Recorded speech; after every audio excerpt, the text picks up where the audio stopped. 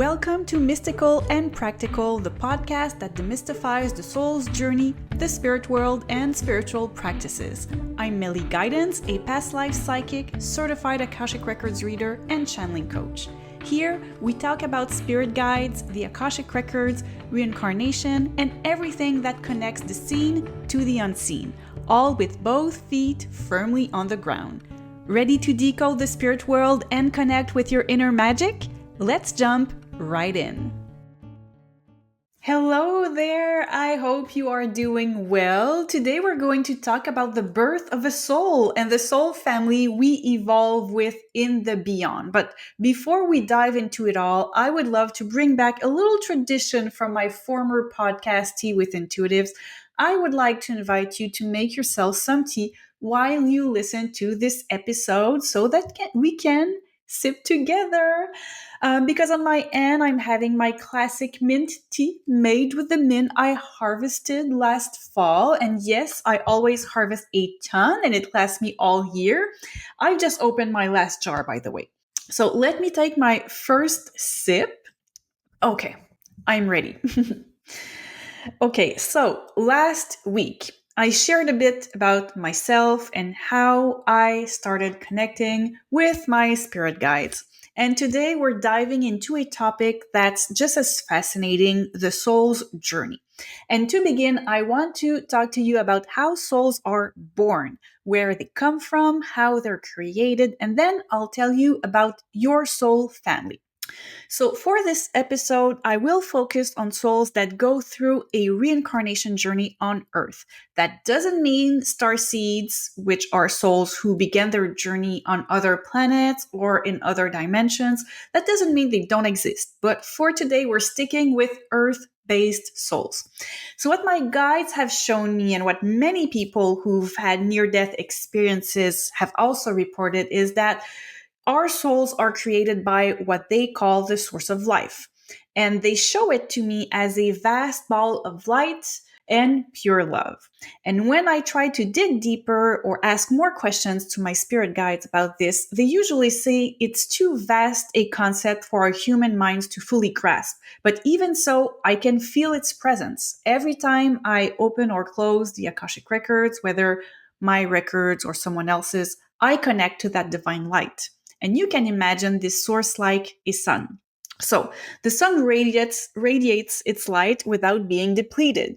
Each ray is whole and individual, but also connected to the others because they all come from the same big sun. And that is how the guides illustrate the creation of souls.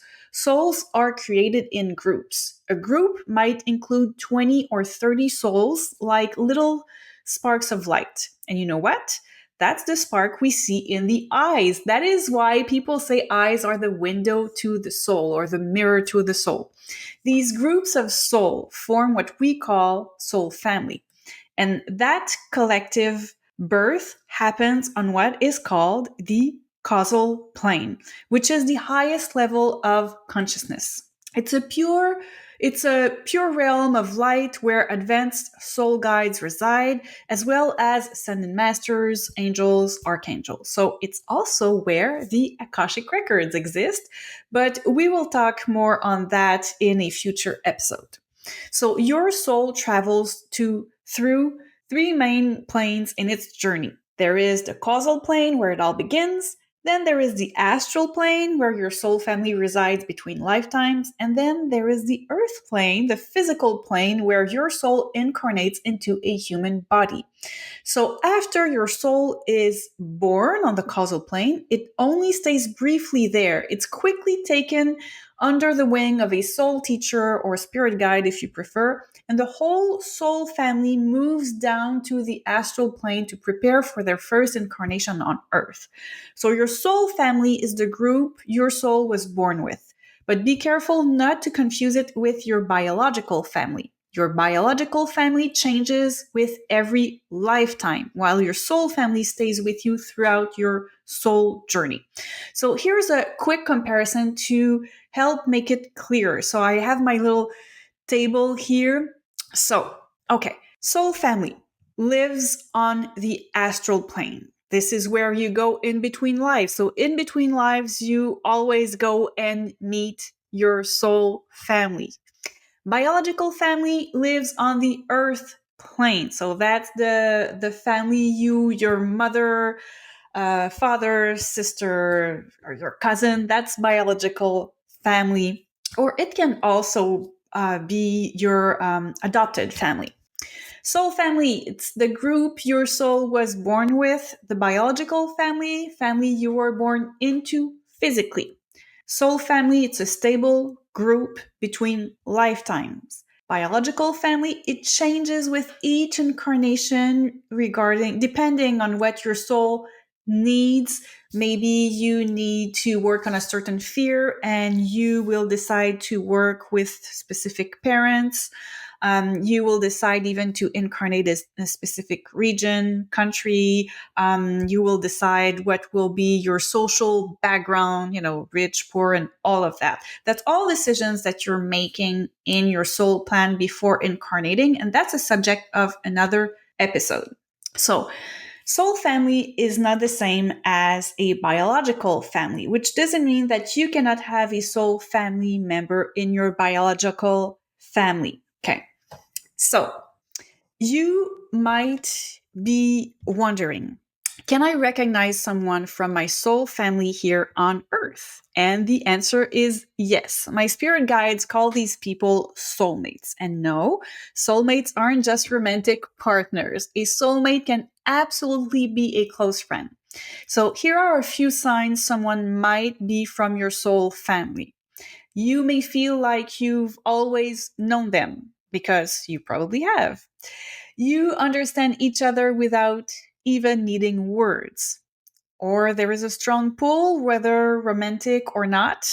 And these people also they help you grow, learn, and evolve, and vice versa. So a soul family member, it's really someone with whom you have a super close connection because you've been with them since the birth of your soul. So when you meet one, when you are incarnated on earth, there are very strong signs. You just recognize each other somehow. And one of the beautiful things about soul families is that we don't always incarnate at the same time. So someone might I don't know, incarnate in 2001. And then another soul from your soul family incarnates in 2005.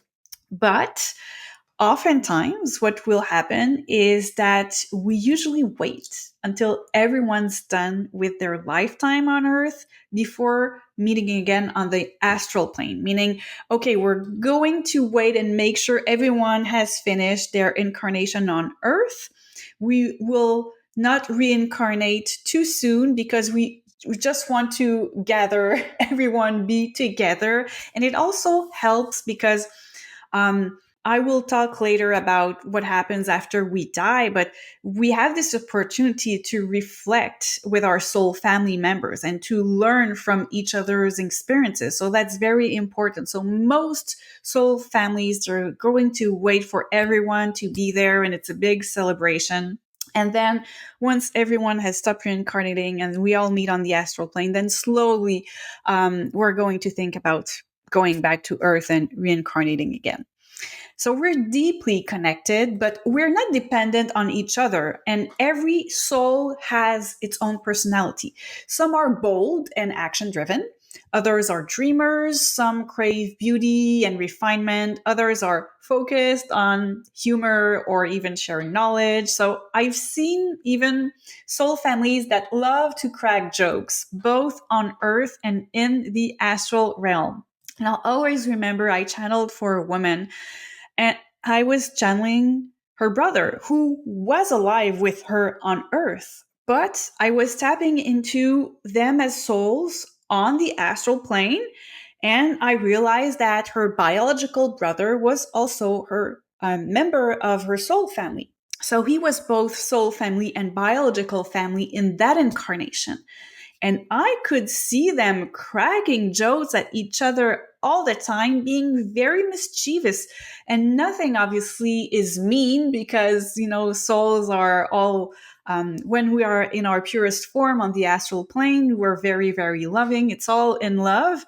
But they were always joking and kind of pranking themselves, like if I can say so, if you can prank someone in the afterlife. And she started laughing and she said, well, first, this is how we are in this lifetime. And second, I can see it. I can see it on the astral plane. I can see ourselves. Like it was kind of, I was telling her that, and she got that remembrance. It's very easy to get those remembrance of our time on the astral plane and past lives. And when we do past lives regressions, either by ourselves or with a past life psychic, it helps kind of trigger the memories. And when you see a past life or a psychic tells you a past life, you can kind of have the visuals or the feelings because there's this remembrance kicking in. So over time, I've learned that every soul family develops their own theme. So sometimes they will tell me, oh, we're the warriors of love, because I might be channeling for someone and they want to know more about their soul families. And I ask like that consciousness, like, who are you and what is something specific about you? And they say, oh, we're warriors of love, or our mission is peace and fairness, equality, or we're all about compassionate communication. So this theme isn't assigned to them. It's something they naturally develop over their first 5 to 10 incarnations. And it's like they realize, well, we're really good at this, and they decide to go deeper into that path. Of course, throughout your many incarnations, you will explore all sorts of roles and life experiences, but your soul family's theme tends to remain in the background. It's like an inner compass. And ultimately, the soul's higher purpose is always the same. So you want to experience love in human form on earth. You want to know how it is to give love, receive love, to move past fears, to open your heart, to be vulnerable, to act with kindness for the greater good, including your own. And to help you through all of this, you have your soul guides, your spirit guides. And that will be the topic of our next episode. Who are our soul guides? What do they do?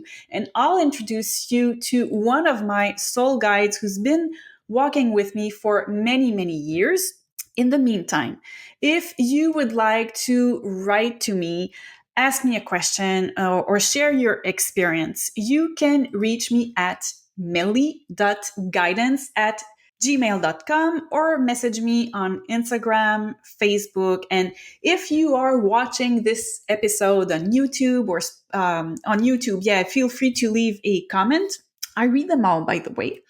And I really cannot wait to connect with you again in 2 weeks. And on that note, take care, everyone. Bye bye. Thank you for listening to the Mystical and Practical podcast with Melly Guidance. If this episode spoke to you, please subscribe to the channel and leave some stars, a thumbs up, or a comment. It truly helps to share the podcast with other old souls seeking a deeper understanding of the spirit world.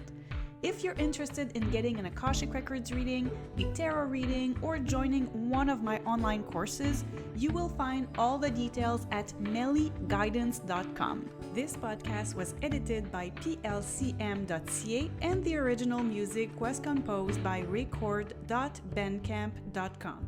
Until next time, remember, we are all souls having a human experience and we can all be mystical and practical.